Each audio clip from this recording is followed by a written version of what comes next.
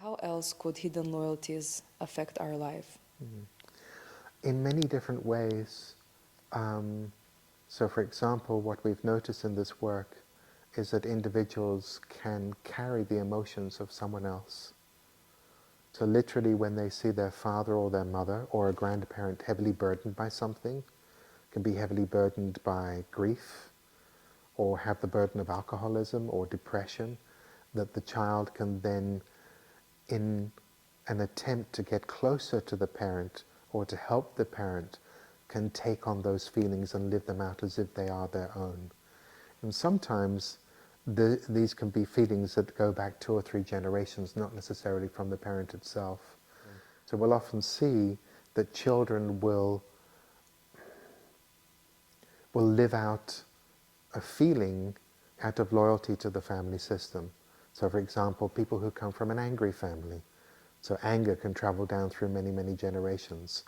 And so my father is an angry man, and therefore, in order to be close to him, I shall also feel that anger, and I should be loyal to that anger, and I should be loyal to his outrage. Or I should be loyal to my mother's depression, and I will not be happier than her. And so I shall meet her in the depression, and that's one way for us to feel that bond and a sense of belonging.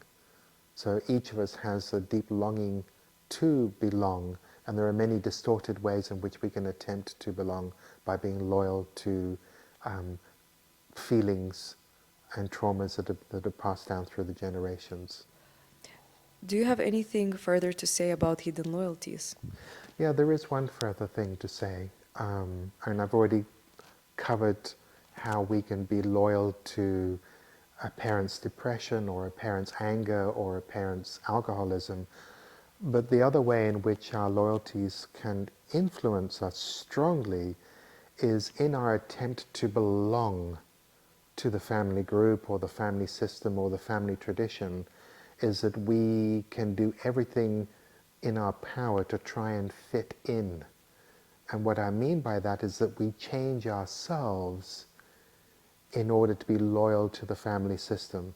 So there can be a tradition of men being a certain way or women being a certain way, or the family being angry about this or having a particular cultural opinion or a political opinion, that we actually change ourselves in order to fit in, and that's not real belonging.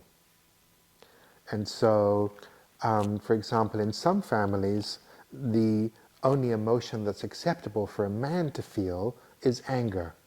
And so tenderness, gentleness, love, tears, etc. Although culturally that's changing quite a lot, and it's becoming much more acceptable for men to show their softer, more gentle nature.